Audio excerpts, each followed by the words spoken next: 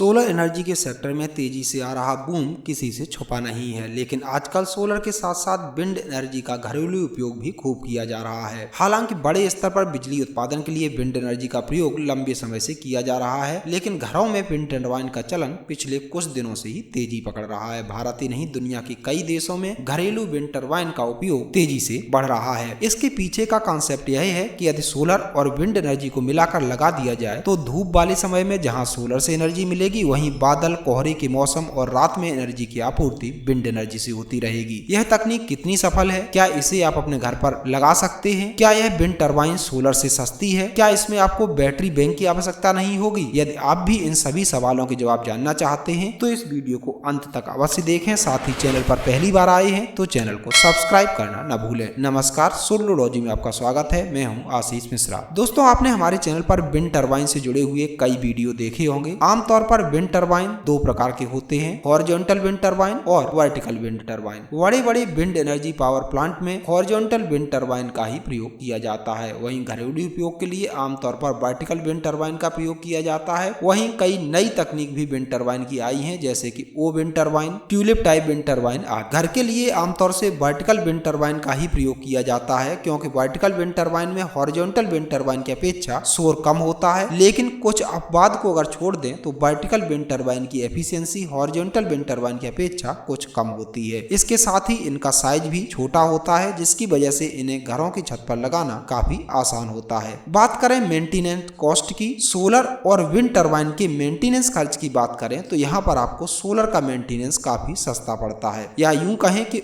On grid solar यानी बिना battery के सोलर सिस्टम में तो मेंटेनेंस कॉस्ट लगभग शून्य होती है। वहीं विंड टरबाइन के मामले में, चूंकि विंड टरबाइन में मूविंग पार्ट्स होते हैं, यानी इसमें लगातार मूवमेंट होता रहता है, विंड टरबाइन लगातार घूमती है, और जैसा कि आप जानते ही हैं कि जो भी मशीन लगातार चलेगी तो उसमें मेंटेनेंस तो अधिक होगा ही। ऐसे में मेंटेनेंस के पॉइंट पर अगर देखा जाए तो सोलर ज्यादा फायदेमंद है। दोस्तों, जैसे सोलर से बिजली बनाने के लिए सूर्य की रोशनी यानी धूप की जरूरत होती है, वैसे ही विंड टरबाइन से बिजली बनाने के लिए हवा के बहाव की जरूरत होती है। विंड टरबाइन से बिजली तभी बनेगी जब हवा का बहाव 4 से 5 मीटर प्रति सेकंड के आसपास हो। अगर हवा का बहाव बेहद कम है तो ऐसे में विंड टरबाइन अच्छी तरह से काम नहीं कर पाएगी। यही कारण है कि विंड टरबाइन हर जगह के लिए परफेक्ट नहीं हो सकती। आपने हमारे चैनल पर ओ विंड टरबाइन के साथ साथ एक भारतीय प्रतिभाशाली युवक डूंगर सिंह के बनाए हुए विंड टरबाइन के बारे में भी जानकारी प्राप्त की है। यदि आपने उस वीडियो को नहीं देखा है तो आई बटन में जाकर देख सकते हैं। डूंगर सिंह का अपनी बनाई हुई विंड टरबाइन को लेकर क्या कहना है, यह आप खुद ही सुन लीजिए। मेरा नाम डूंगर सिंह है। मैंने देश की सबसे सस्ती और सबसे छोटी पवन चक्की बनाई है, जो देश के किसानों से लेकर आर्मी के जवानों के लिए काम आ सकती है।